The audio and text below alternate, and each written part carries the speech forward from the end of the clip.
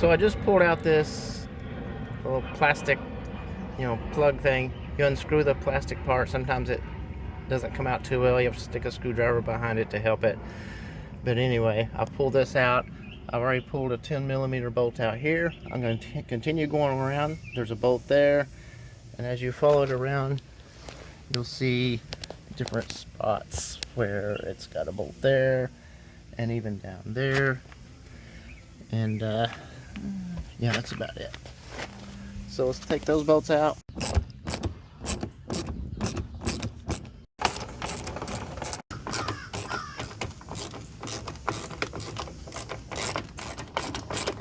Once you get all the bolts out, you just remove it.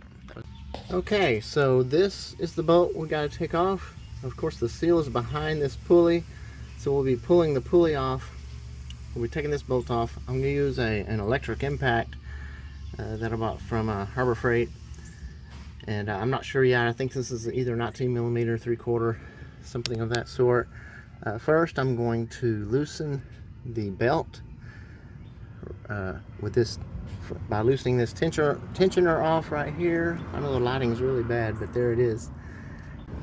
Okay, to loosen the belt, you've got this tensioner here, and you put your 3/8 ratchet in there. Okay, to loosen the belt, you gotta go to the left, and it loosens this pulley up so you can get the belt off. So I'm gonna do that. I need both hands, so sorry I won't be able to see this. Okay, I've got the belt loose, and I just left it there. It's kind of pressing against the front bumper there. It's just holding in place, so that'll be easy to work with when I go back with it. Okay, it is an 18mm bolt head, so I'm not going to use this wrench. I'm going to go get a socket, but I had to confirm what size it was. And I'll get that socket and we'll start taking that off. Okay, I just loosened this. By the way, for those of you who are asking the question, is this a right or left-handed? It did unscrew counterclockwise, so lefty-loosey on this one too.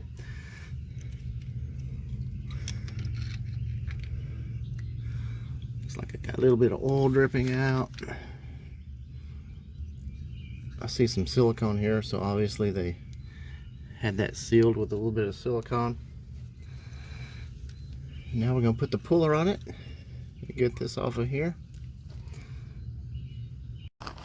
So O'Reilly's has a tool rental program, and I just rented this for $25. Of course, when you take it back, you get your money back. But I had one and I lost it, so I just went and rented this. If you happen to rent this kit, it's these gold bolts here. These are the 18mm supposedly is the size they are. I haven't double checked, but these screw in really well. The silver ones try to go in, but don't force them because they're wrong. Use the gold one. Okay, so just get your screwdriver in, put it up underneath the seal right there, and begin to pry outward. Do it on both sides. I expect this to come out as easy as it did.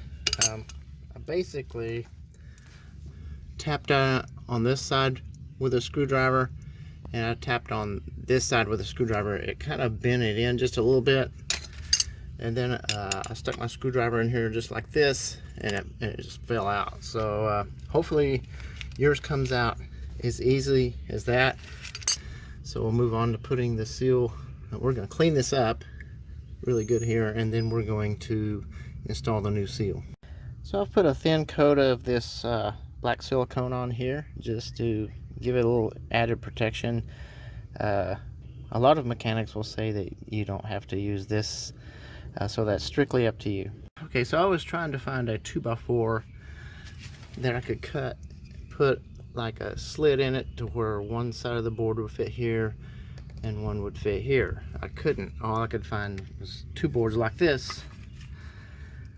I don't advise doing this, but I just put these on both sides of it and tapped it on the end here, and I drove it in. I have a lot of experience installing seals, so I knew not to let one side get offset from the other. I had to go straight in. So if you feel comfortable doing that, go ahead. Otherwise, I would just get a 2x4 and cut about the depth of how much that shaft's sticking out, probably maybe an inch more. Cut a little notch in it, and then you'll have a pretty good seal driver. If you don't own a seal driver, you can also rent seal driver auto parts store if you want to. So anyway, this is in. I'm gonna put a thin layer of oil along this rubber seal because I don't want it to be dry when the engine cranks up, and then I'll start installing this back in the reverse process. You might have noticed when you took the pulley off, there's a little keyway at the bottom, and you need it to line up with the keyway slot here. So when you put that on, you line that up, and then it slides in. Another thing I was noticing as I was cleaning this pulley off is it's got a little bit of a kind of a rough edge right there, and I don't want that sitting on the new seal. So I'm going to get some emery cloth or some really light sandpaper, like I don't know, I'm gonna try probably 600 or 800 on it, and just see if I can smooth that out just a little bit so it's not grinding on the new seal.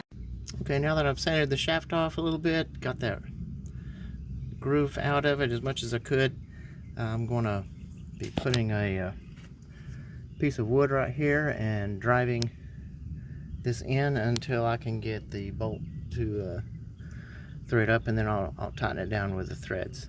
Okay, once you get it hammered back in, I actually had to use a pretty good sized sledgehammer just to give me more oomph. Then I went ahead and put some a little bit of black silicone right around the bottom here. I know some oil was wanting to run out as I undid the threads here, so just to be safe, I'm going to have that silicone on there so it kind of seals up around the threads and stuff, just in case.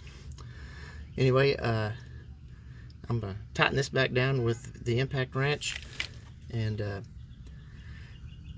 torque it down to the specs that it should be, which I have no idea what that is yet. And then I'm gonna put the fan belt back on, and then I'll put, of course, that plastic cover back over this area here, and that'll be the completed job of installing this front crankshaft seal on a 2002 Ford Escape. Thank you guys for watching.